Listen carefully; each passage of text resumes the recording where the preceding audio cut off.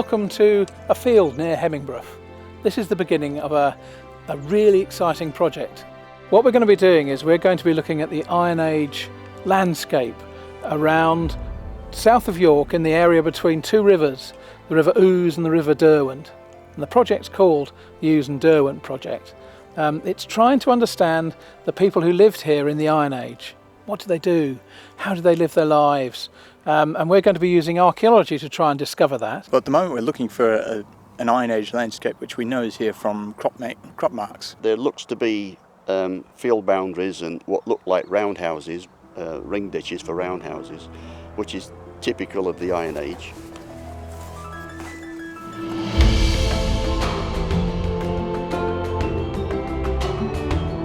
What we're trying to do is to get some geophysics done on those areas that we'd seen previously as aerial photographs. Brian's got the earth resistance meter. This is one of the most common and basic forms of geophysics, but it's really important to get an idea of what's under the ground before we dig, and it'll give us a location where to put our trenches in.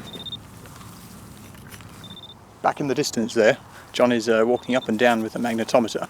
This is another form of geophysics that's also very, very common. Unlike the resistance, the magnetometer just reads the magnetic fields that are in the ground, and it's especially good for picking up ditches, burning, and basically any sort of ground disturbance from the past. As we walk across the fields, we notice things, and so we've been going through looking at pottery as we walk along, and we've picked up a few pieces.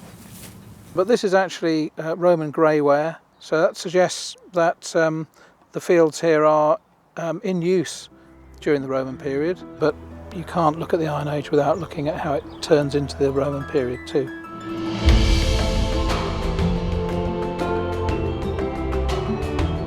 The geophysics and the aerial photos, they don't correlate exactly. So the aerial photos, the crop marks, show us a lot of ditches sort of running across the landscape, a lot of field boundaries and little enclosures, along with lots of ring ditches. But the geophysics actually just shows us the ring ditches. We see very few ditches, very few boundaries. Is this an Iron Age landscape? If it is, can we find Iron Age features, and if there are, can we date them? Can we find out what they were being used for? What were they doing 2,000 odd years ago?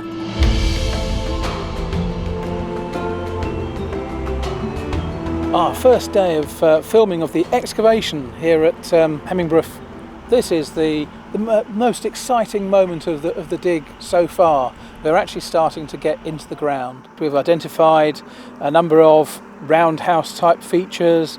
We've identified points where it looks like there might be some sort of kiln or other activity going on where they're heating things up. What we're doing is we're opening up at least 5 trenches today. So we've got the big yellow trowel in, and then we're coming down onto the soft sandy subsoil, and it's that soft sandy subsoil that hasn't been farmed over the last 2,000 years, into which things have been cut. But there's all sorts of features we're looking at. Well, in this trench we've uncovered what appears to be the reed ditch of a roundhouse, probably a doorway, and almost certainly some post holes. Wow. Well, that's important because the ring ditch on its own wouldn't necessarily prove the existence of a roundhouse, but the post holes would imply that we have got a roundhouse. You can see that's a roundhouse, and we're going to go and look at this one over here, around that roundhouse there that has also got more of that black and white going on. What would be really nice, of course, would be if some of the things we find in these trenches actually cut through each other, because we're talking about Iron Age and Romano-British, but actually it would be nice if we had both, and maybe there's a change in the way that people use the landscape, or maybe there's continuity. Oh, well, I'm really hopeful that our next trench will have exactly that. We've got a ring ditch, and then we've got some other sort of linear, well, probably ditches that seem to cut across it or possibly are connected to it, and it'll be the relationship between those features that'll be really, really interesting in that trench. So if we have an interesting feature showing up in one of these trenches that we've opened, would it be better to extend that slightly rather than looking at an entirely separate ring ditch? Yeah, I think that's a really good idea. I think that would satisfy me. It would satisfy the the inquiry that we've got and the reasons that we're doing what we're doing. So I think that's a really good idea.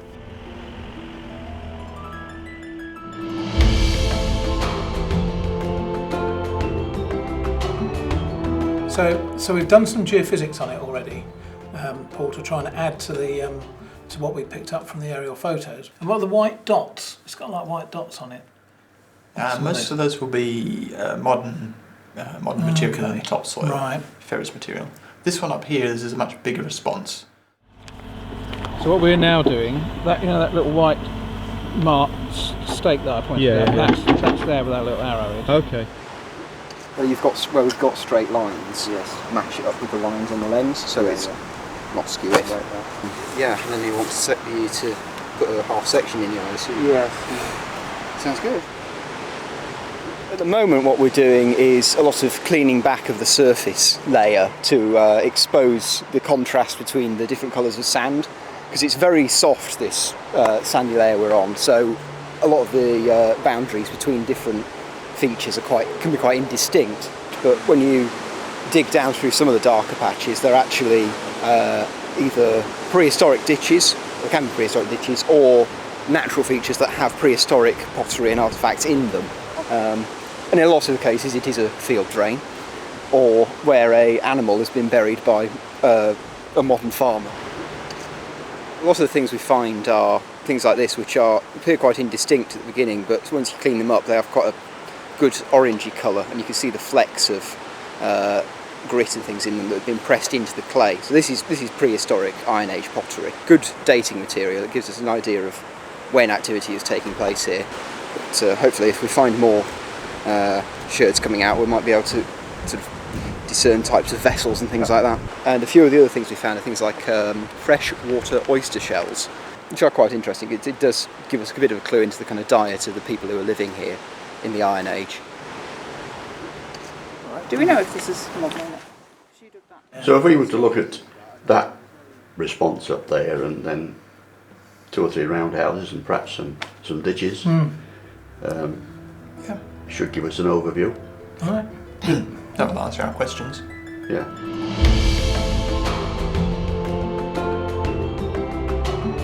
Things have been going along really well. We've made a good start. We've got our trenches open and we've cleaned up 3 of the trenches, and behind me is trench number 4, which has got the ring ditch of an Iron Age roundhouse in it. It's got the section where there's a wall. So we're at the very early stages at the moment. We're just excavating out some of the modern drains.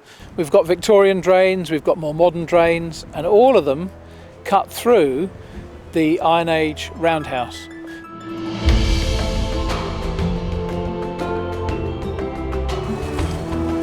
So what we're doing then, Michael, is we're not, so what we don't want to do is trowel this sandy bit here. No, yeah. What we're doing is just troweling the brown bit. Brown bit. So there's something interesting there. I'll have a bit of a dig around it, see if it comes out. Oh, that's another one of our pebbles, isn't it? Do you want to have a pass it round? Look. Well, it's probably been rolled around in the glacier, and it's all worn down. And then they've used it and put it into the fire as they're called pot boilers. Well, I've tried this, I've experimented with this in my back garden.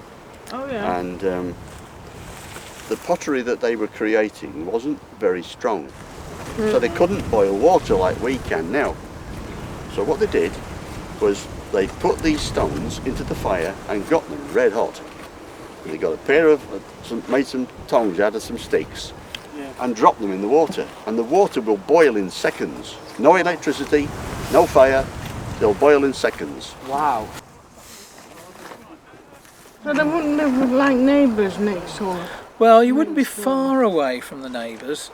They'd probably be 20 minutes walk that way or any direction. So actually, although you're not on top of each other, it would be a little bit like farms today, really, that they're in the countryside. They might have more than one house though, and then every now and again, in some places, they have bigger things and on the hills. They call them hill forts. So it might be that in amongst this landscape somewhere, there are actually central places that we just haven't found yet. Were they basically peaceful people? you think? A lot of the evidence suggests that most of the time they were, unless they're being attacked. But it also suggests, when you look at the evidence from up on the walls, that the young men at least did spend quite a lot of time strutting their thing and being warriors. We haven't got any evidence for large-scale wars, but they do seem to spend some time practicing and fighting amongst themselves one-to-one, because they do get injuries, but most of the time they recover from the injuries. Try and keep it clean around when you're working as well. So to clean up all this, just really lightly, scrape back all this loose stuff. Maybe give you, make it easier for you to see what you're doing. Sure.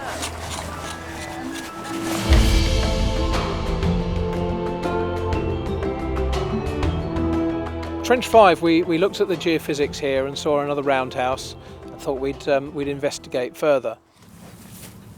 What we've got here is I'm stood in the doorway of a roundhouse that comes through this way, stops there, so there's where the wall of the roundhouse went, and then it continues on in that direction.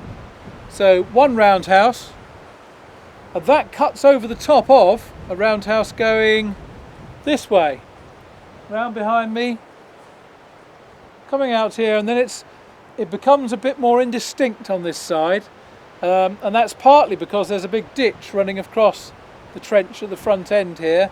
That's quite exciting because we can actually work out which thing came first if they cut through each other, and they do. So we've got one roundhouse that then is built on top of another roundhouse, and then there's a big ditch seems to go through the whole lot. There was loads of pottery in that. At home as well. Lowerfield. A lot of people who've been studying the Iron Age are very, very keen on the idea of the doorway and its importance. So if you, the viewer, you'd be outside at the moment, maybe approaching my doorway, and if I stepped back and you came to the threshold, then actually I'd see your silhouette from the inside. So maybe there is something important about the doorway of a roundhouse.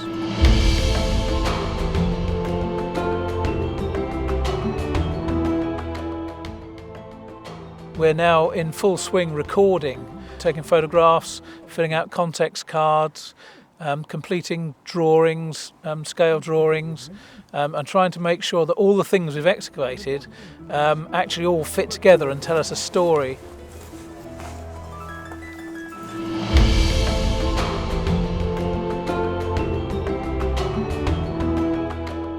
We've now excavated Hemingbroof. 2 really successful weeks, I think.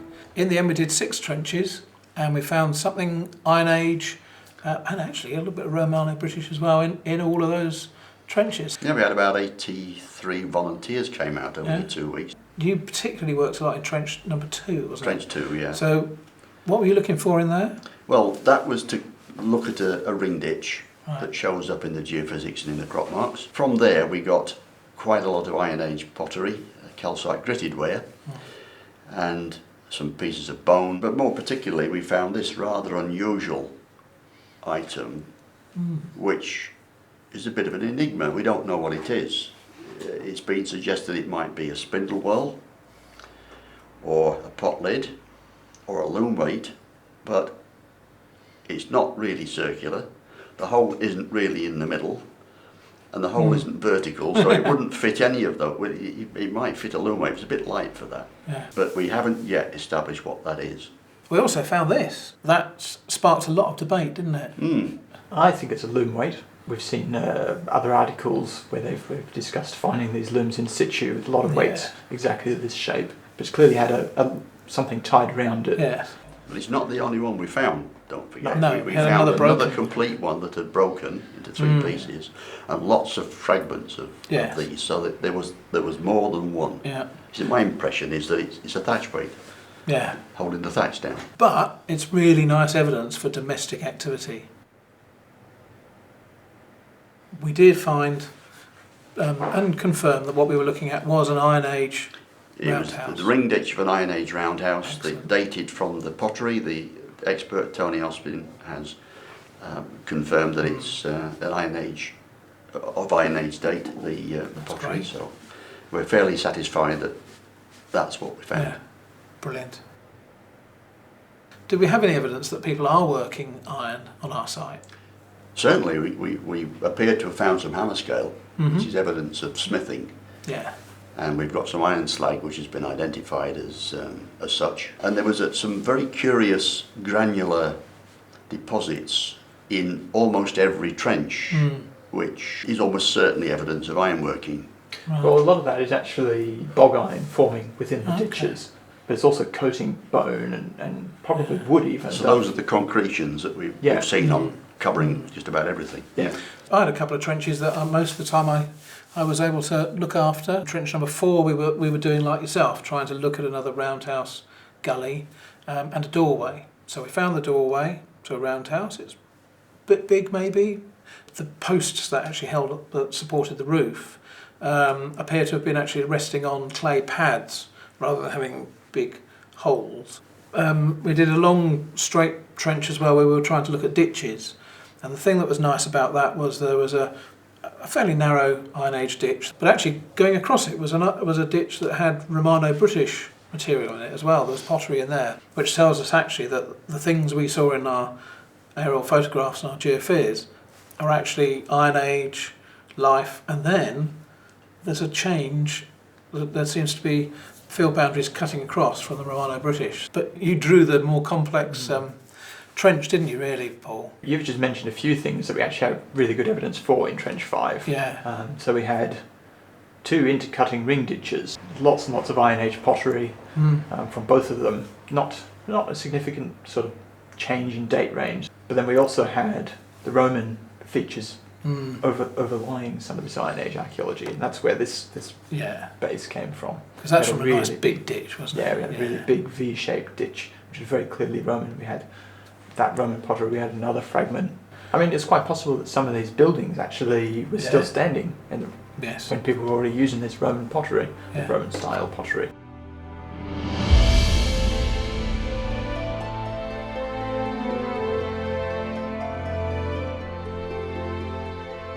Now, you were really excited about this enclosure at North Duffield as well. So take a look at our results. There's your enclosure. Gosh, there's loads going on there, isn't there? Good heavens. So there's not just one roundhouse in there, there's all sorts. Yeah. 1, 2, 3, 4, 6 or 7 in there, I can see. Yep, there's tons. There's a little interpretation I've done here. Oh my word. So that's what we see on geophysics. So we've got Look at that. multiple roundhouses, we've got something else rectangular on top, all set within this big double ditch enclosure, which seems to be part of this larger system which we can see from the crop marks. I know we're an Iron Age project, but someone's got to say it. What's all the green stuff then, Paul? Yeah, that's all very rectangular, isn't it? Yeah. It looks a bit like a building or something. Yeah. So I think that's probably later activity on the site. Very likely a building. So this could be quite an important Iron Age, in that landscape. It's different from what we saw at Hemingway, isn't it? Yeah, very different. Well, I'd like to make sure that we can get some evidence of dating from these enclosure ditches. I mean, we were talking maybe the big trench at that end. What do you think? Yeah. So Probably something maybe 10 metres wide and about 20 metres long. So covering all the different phases of activity here and the enclosure ditch, which will hopefully answer questions about the ring ditches, the later construction and the enclosure and how they all tie together. So that's the core of what we do. That will then give us an indication of what to target to answer our questions. Yeah, that's good. And what other things can we try and hit at the same time then? Well, just as an idea of scale, that's the same size as all our trenches at Hemmingbrook put together. Right. So if we've got the same number of people, we can probably accomplish that. It would be good to, like you were saying, target the enclosure ditches, something over here. Yeah. And maybe look at some of these other features, like this roundhouse. It'd be good to know if that's earlier or later. So something around there.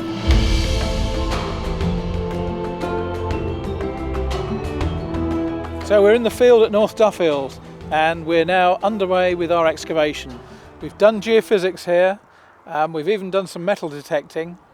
We've stripped off the plough soil, we've created trenches over different parts of the big trapezium-shaped enclosure that we recognised on the geophysics. It's really exciting stuff. hopefully we've got roundhouses, we've got the ditches that go round the enclosure, and we've got a few other ditches outside the enclosure. And maybe, just maybe, we've got a rectangular feature sitting on top of some of those roundhouses inside the enclosure. So this is our chance to find out as much as we can about this really interesting shaped enclosure. What's it all about? Is it just Iron Age, or have we also got some Romano-British features sitting on top of it? The River Derwent's just over there, and actually there's a channel coming up off the River Derwent that today is no more than a little dip.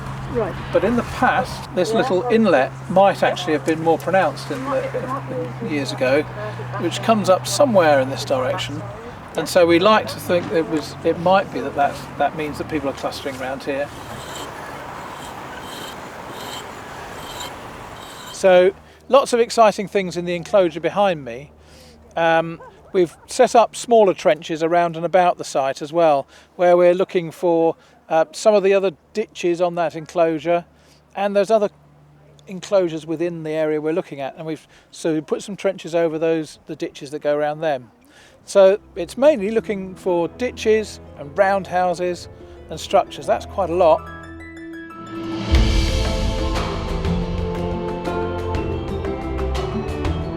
Behind me is Trench 3.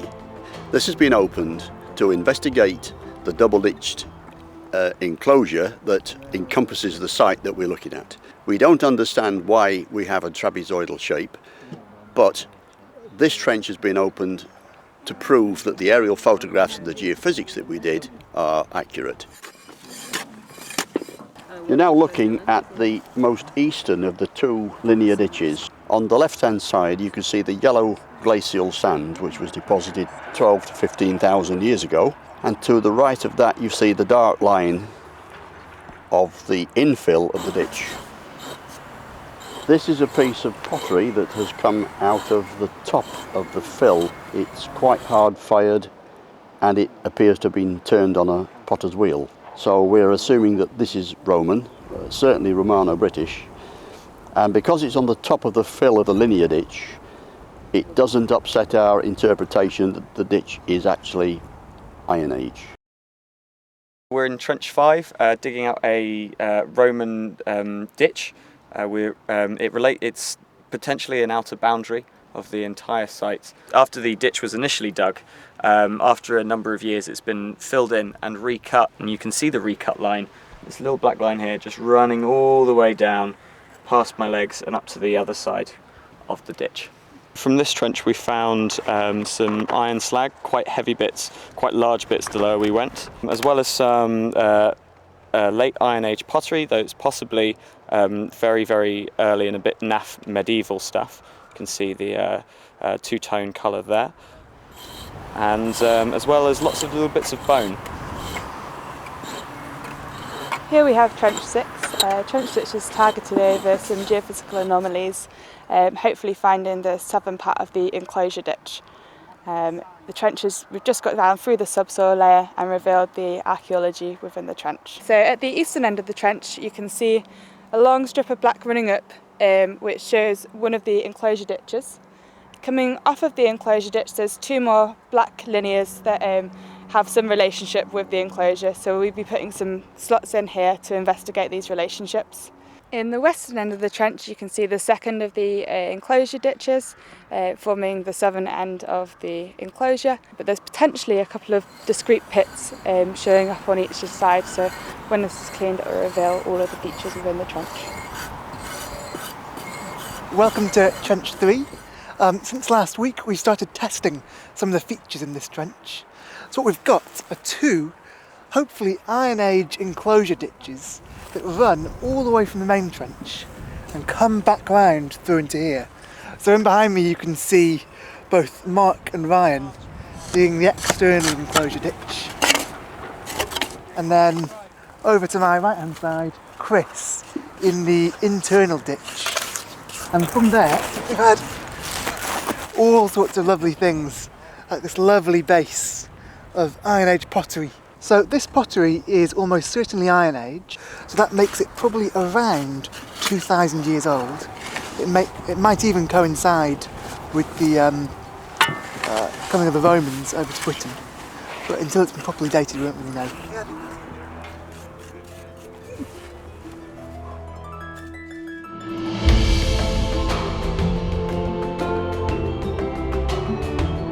So I mean, I really like all the stuff that's at this end, because we've got lots of prehistoric pottery here, all Iron Age. Oh, look at that! Yeah, different, isn't it? Yeah. So this is all kind of, yeah, this is all Iron Age pottery. This is a really large base, but you can see that quite unusually, all of the edges of the pot have all been broken off. It would have come up this way. Almost all of our finds are pottery. Because the pottery survives in this sandy soil better than anything else. And in fact, this was in a ditch with a lot of other pieces, possibly from the same pot, which is really exciting. This is an example of a base where we've still got the edges upstanding. We don't often find whole pots, so lots of pieces like this. But you can see flat base and then sides coming up this way to form a little jar. These are pieces of Iron Age pottery, and they're helping us to date, in particular, the roundhouses that we've got on site. What's nice with the finds is that they're then looking at Romano-British finds, pieces of pottery like this one. This is a piece of grey pottery that's actually had marked onto it, incised onto it by rubbing a stick across a pattern on there. So it's really nice to see some patterning. They call that burnishing. But we've had two really nice big pieces of pottery out of the ditches that go round and enclose the site that we're working on. And one of those is a big piece of this orange pottery that's called mortaria.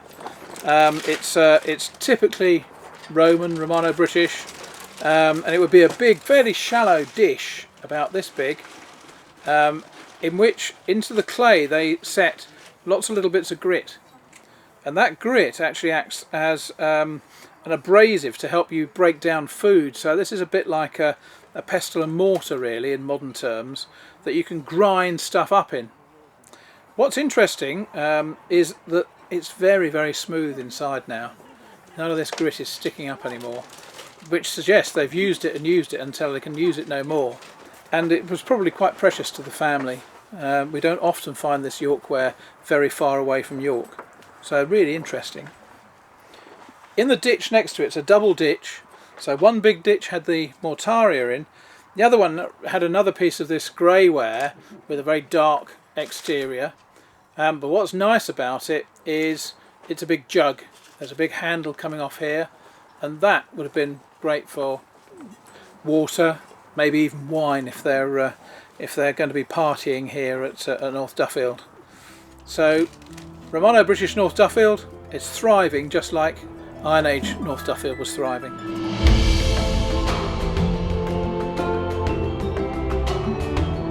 We've trowelled beautifully clean the whole area in Trench 2 to try and see the roundhouses that represent Iron Age occupation, to try and see the trapezoidal enclosure that also seems to be built during the Iron Age period, and then also now starting to see the evidence for Romano-British occupation here. We're now away from the enclosures and we're into the main living area, if you like, and underneath the Romano-British rectangular type features we've got a myriad of roundhouse gullies. It's almost like spaghetti junction of roundhouses, and so either side of me there's all sorts of curving lines. You can see dark curving lines, and what we're doing is investigating those. We're digging into them for two reasons really. One of them is to try and establish what the ditches look like, so we can see how deep they are, what shape they are, and also actually to try and find some pottery, make sure that we're dating these things. And then also we're doing ditches to try and understand the relationship every time these things cut through each other. And that's so important, because actually what we want to have is a sequence of events and that will allow us to know maybe how many roundhouses are being occupied at any one time through the Iron Age existence of this enclosure here. So it's very complicated, but we're getting there.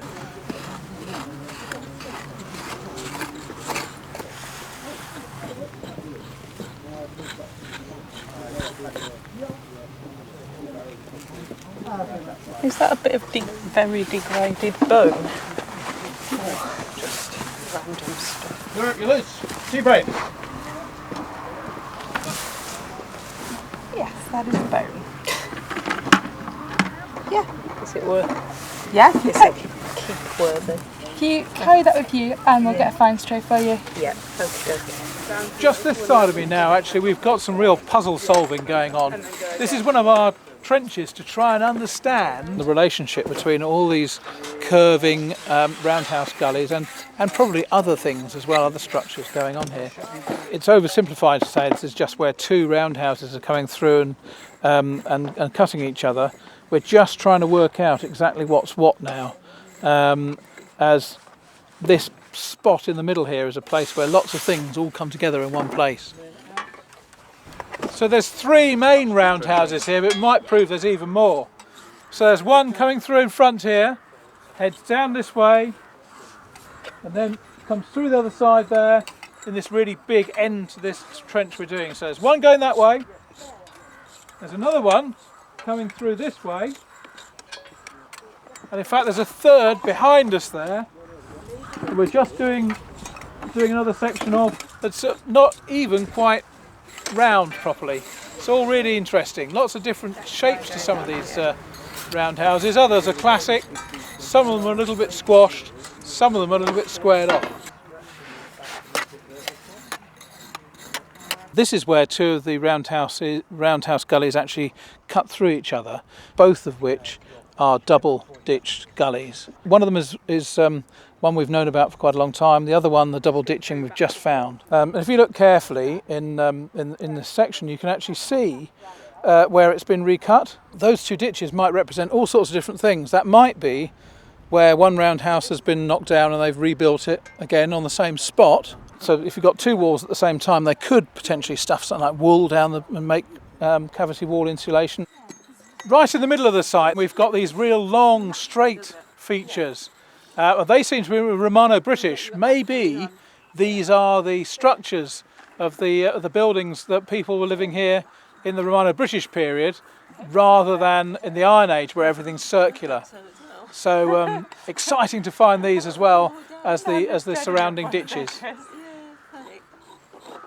We hope we can find the sequence of events that took place through these different roundhouses being built and then taken down, and new ones being built, cutting across each other, and then right at the end you're suddenly into the Romano-British period. So the Romans are in the area. They've got a huge fort just up in York, in Eberacum, and it seems like the people here are responding to having new folk on the block, if you like. That doesn't mean a changeover in people. It's much more likely to mean that we've got a changeover in people's lifestyle. They're starting to live the Roman way a bit. We've seen that they're bringing into the site here some really nice Roman pottery. We're also seeing that they've gone out and it looks like they've built themselves a nice rectangular building to live in.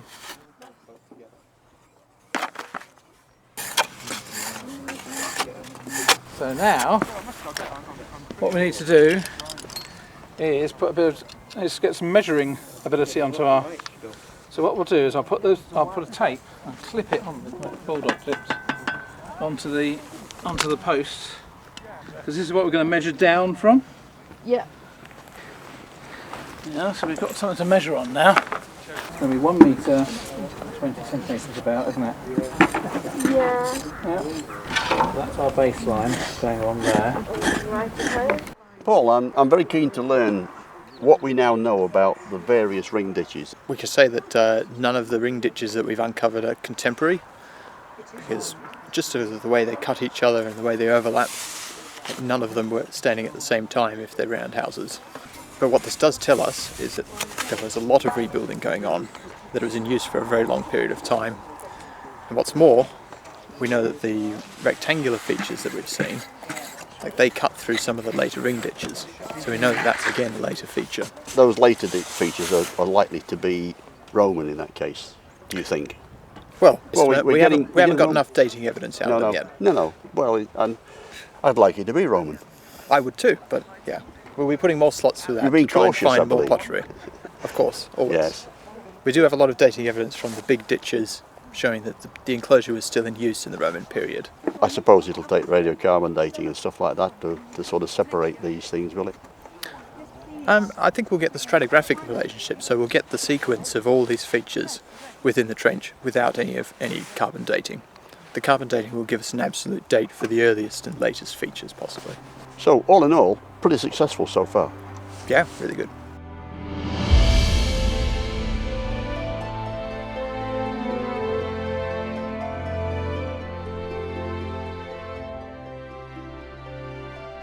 Welcome to Weldrake.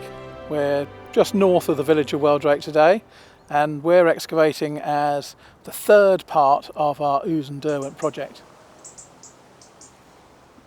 We've opened up 4 trenches, and we're looking at enclosures, and we're looking at roundhouses. We've had quite a lot of rain actually, Brian, haven't we? How are you feeling this morning? Well, it's been a bit of a challenge because it's not only rained overnight, but it also rained a couple of nights ago and we had to cancel the whole day really. It slows us down, but it doesn't stop us. We've had 2 excellent digs so far. This one looks like exceeding all our expectations, and we've uncovered all the features we expected to find. We've got some nice finds coming out already, and it's looking a really interesting site.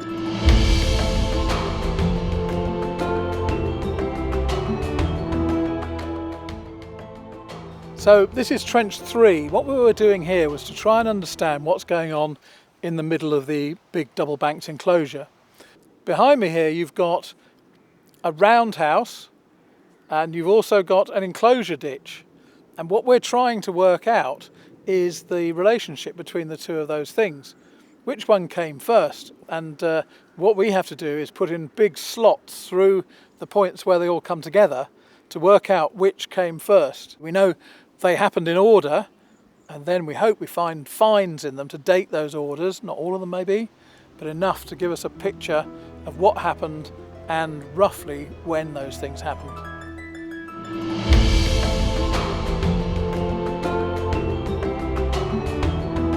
So this is trench 4. This is quite an exciting trench because this is where the gateway to the big double banked enclosure appears to be. It's got 2 huge blobs, if you like, on the geophysics that also have appeared. Now we've dug the trench, and what we're doing is we're now getting stuck into actually excavating the contents of half of one of those big black blobs. They seem to be where the terminals are of the gateway, if you like, into the enclosure. One at the north, one at the south. It's an important place. It's at the boundary between what's inside the enclosure and what's outside the enclosure. So I'm standing in one of the terminals, one of the enclosure ditch terminals. We're just putting a quadrant through the terminal. It extends that way. We've got the edge of it there.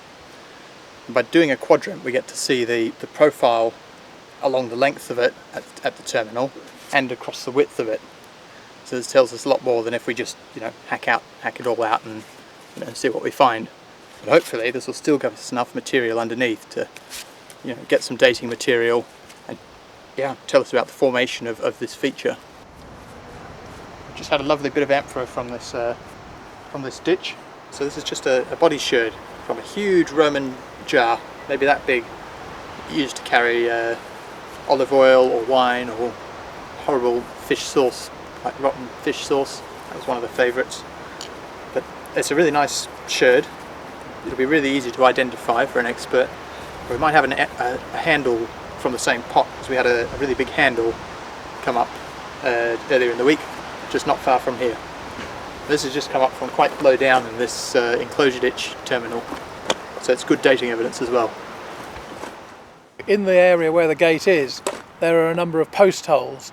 They also look really large, So they would have taken a big post, unless they're just pits, of course, I suppose. We'll find out. That's why we excavate them, to find out what they are. There's all to play for still. We've got a long way to go down, I think.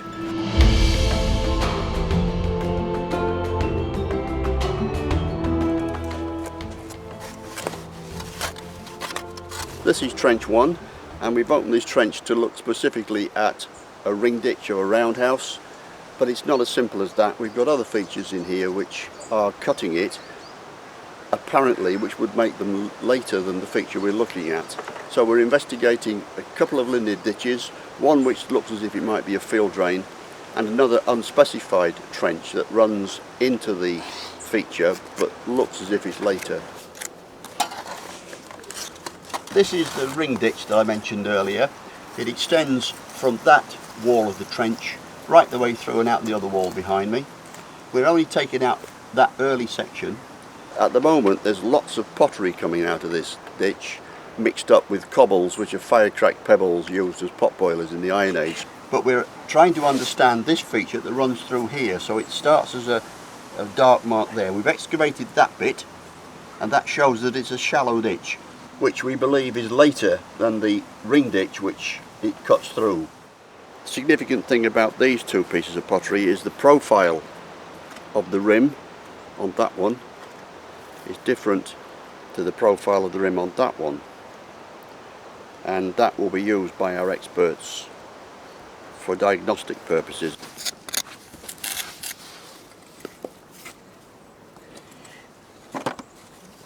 Malcolm, what is it you're actually doing in this trench that you're excavating? Right, well what we've got in this trench here, in this section, are 3 features, and we're trying to establish the relationship between each of these features. We have the ditch that Brian has been working in that comes on round. There is another one coming in from the left, and that is cut by a Victorian land drain, and we are really trying to work out the sequence of these features.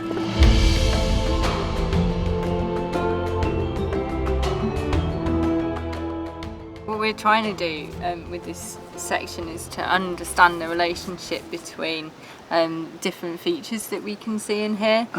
So we've got like a ring ditch going this way, we've got another feature going this way, and then we've got kind of like a big ditchy bit going through the middle, and just trying to understand the different layers and what's happening here, which bits came first, and how to make sense of this part of the site. This is the first part of this section that I opened, and we've got some really kind of rubbly ditch fill. When Freya came onto site on Monday, she dug out this bit that's just below my foot here, and she found a really nice bit of pot that wasn't intact, but there was most of it. Do you know all the context numbers? Yes. Just trying to see what different layers we've got along here, really. Yeah. It's a bit like cutting a cake, really, isn't it? So you can see the different layers in there. I'm just trying to work out which of these layers belong to the ditch going this way and which belong to the ditch coming this way. So you can really see where it's cut into the natural sand. The tricky bit is knowing what we're looking at. So it's coming up nicely. So what we want to know in this trench, within a trench, is the relationship between a ditch that runs into a larger ditch and also the ring ditch going round a roundhouse.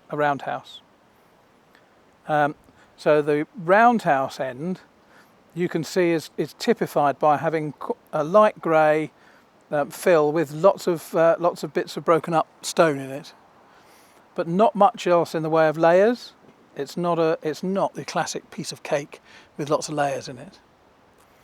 As you move away from that end towards the centre, you'll see that there's suddenly an appearance of layers. You've got a clay layer in there, you've got lighter sands and darker sands. And the layered area is the fill of the ditch. So you've got a small ditch running into a bigger ditch. So you've got this sort of T-junction, and that's what we're investigating. It looks like the small side ditch running into the big ditch is all one thing. It's all happened at the same time because all the layers are all nice and continuous. There's no obvious area that's cut where it's been cut through. So everything to the right makes perfect sense as two ditches running into each other. Everything to the left makes perfect sense as the fill, a stony fill of the ring ditch going round a roundhouse.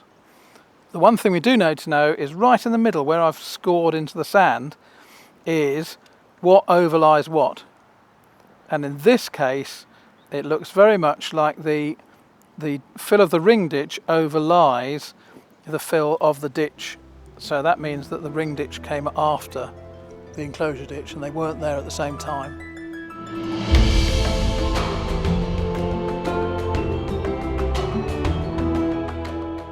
This is a big piece. This is a large piece of pottery. Oh wow! Nice rim shape on it. What have you found there? It's a piece of Iron Age pottery. Iron Age pottery. What makes it interesting is that we have the rim, and from that we can look at other pottery that has been found, which has been in a dateable context. So that gives us a good date for this. But that's a very substantial section. Hopefully there'll be a bit more underneath. We're going to have the residue inside the pot analysed, and because the residue is very contemporaneous to when the pot was last used, it gives you a very finite sample for carbon dating.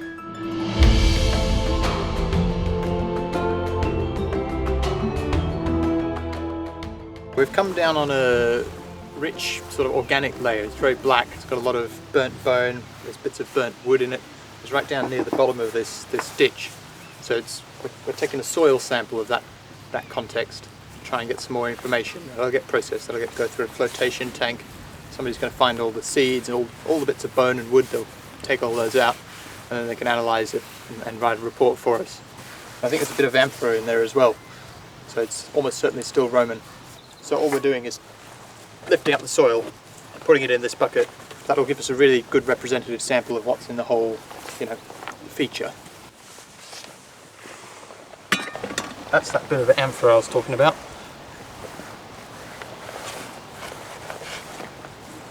There's a bit of burnt wood. Tell us about the loom weight. That came from a bit higher up in the ditch. It's a pyramidal loom weight.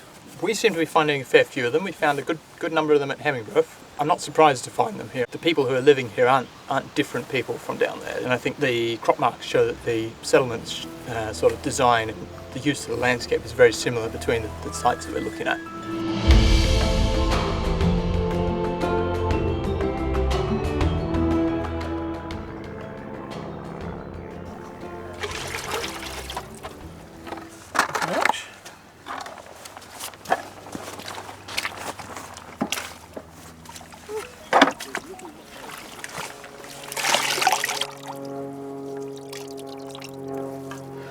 Very wet well drain.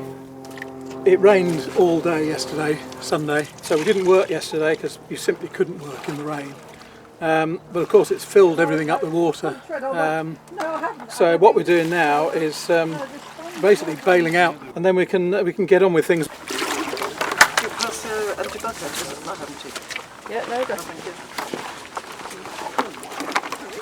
We've got one trench ready to now start cleaning, and we're going to get that all cleaned today and photographed with a proper 3D photograph, because you never guess what's going to happen again overnight. Weather forecast says it's going to pour down, so we better get on with it. So it's all one big family, really. But the people on this dig, the majority of them have been digging last year at North Duffield and previous year at Hemmingbrough. So yeah, we know most of the people. And the lead archaeologists are the same team anyway, so yeah, it's a nice community social occasion as well as pursuing your interest.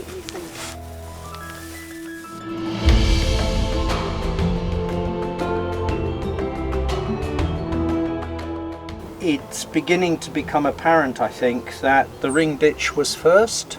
When we get all this cleaned up and all the loose and the rest of the ditch fill, we should see it hopefully in this section, and that will give us a very clear idea of the sequence of events. Has there been anything apart from pottery on this dig? There's been a bit of bone has come out, some burned bone, mainly pottery. It's strange because a couple of days ago I was pulling out huge trays of it, and today I've got one little piece about the size of your thumbnail. That's how it goes, I think.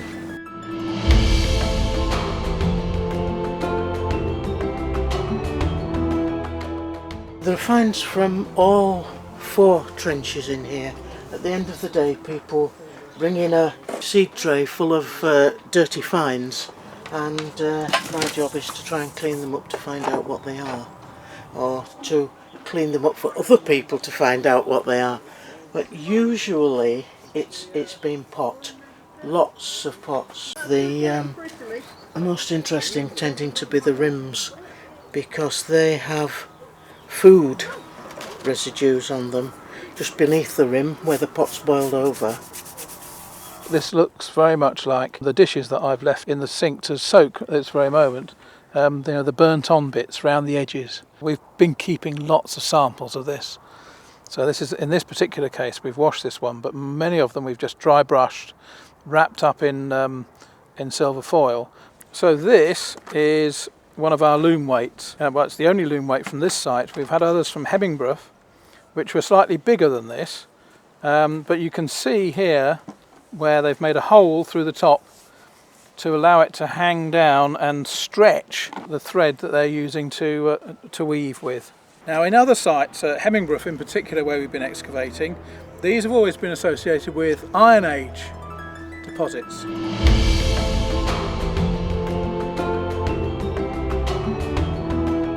So I think the thing to do, in fact, is to try and just, is we can start cleaning it a bit more now. So we're in trench 3 and we're in what we call a relationship slot. What it is a slot that allows us to try and work out the relationship between different features we've spotted from above. What we're trying to do is now get a section view as well of what's going on. That's looking from the side. You've got a roundhouse ring ditch coming through one end of the slot, but that's almost entirely been overwhelmed by a series of ditches that the longer you spend looking at the section, the more times you realise they've recut the same boundary ditch, because presumably they just keep on collapsing in. So it might actually be a case of trying not to work too much like I am if you can. What we have done this morning is to remove the entire fill of the ring ditch, so that we've now got a very nice V-shaped section which we have taken down to the natural soil, and it's now just a question of cleaning up so that we can actually draw it and record what is there. Unfortunately, very little has come out of this, about 4 or 5 pieces of pot, but that should be enough to give us some idea of the date. Here we are at trench 3 for possibly the last time. We're working away behind me now, trying to make sure everything gets recorded properly. It's a bit sad really, coming towards the end of our dig, but you don't have much time at this stage for feeling sad, because actually you're working away like crazy trying to make sure you've got all the recording done. So it's not really clear yet whether or not you've got roundhouses with a boundary round them, or whether or not you've got lots of roundhouses with no boundaries and then that's replaced by the boundary ditches. Just looking at the way they all cut through each other suggests that they're there for a number of generations, and so we could be talking about 100, 200 years worth of activity. I'd like to imagine at least that we've got a situation where we've got a roundhouse with an enclosure, a small enclosure around it, that then later on gets replaced by this big double banked enclosure during the Roman period. That's not bad. Put the tea on. After this particular dig is finished, there comes all the post-excavation work, which will involve getting experts to assess the various assemblages that we've got of ceramics and other material. In that respect, it's been a very, very useful site for us. Great archaeology, fantastic archaeology, and it all fits in very nicely with the work we've done previously at Hemmingbrough and North Duffield. There might be a few more context cards to do, but otherwise, that's it, finished.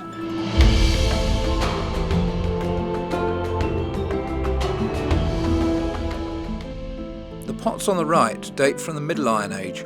That's around 400 BC, maybe through to 100 BC. The large storage jars are about 40 centimetres high, so they're quite big. Smaller pots would have been used for cooking.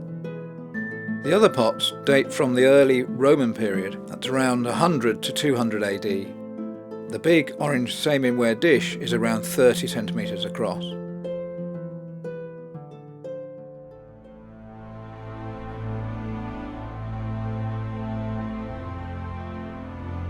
We came here looking for an Iron Age settlement, and we found exactly what we were looking for. It's overall been incredibly successful. We've introduced so many people to archaeology. We've introduced so many people to this particular period, that Iron Age landscape, that people are just starting to get interested in now. And I'd like to think that as a community, a set of communities, and as community groups, we've actually been right at the forefront of starting to question what's going on in the landscape in the southern Vale of York, in this area between the OUSE and the Derwent. We've had well over 100 volunteers. We had lots of visitors. We've had open days. We've worked workshops. We've been to local schools. We've had visits from schools. They have been very effective in developing a community spirit. Everybody's very friendly, which we commonly find in archaeological digs. It's been good that there's been a wide range of people here, from young children coming and getting the experience for the first time, adults coming along again, not having dug before, and also letting us that have dug on other community sites get together and actually meet up again. I've learnt a huge amount because I've been encouraged to do every different part of the archaeological process, from troweling, digging, carting spoil, bailing out trenches, through to recording by doing the drawings, the context cards, taking photos, taking levels. A great learning experience, because you get very few opportunities to work on an Iron Age site. Thank you, English Lottery.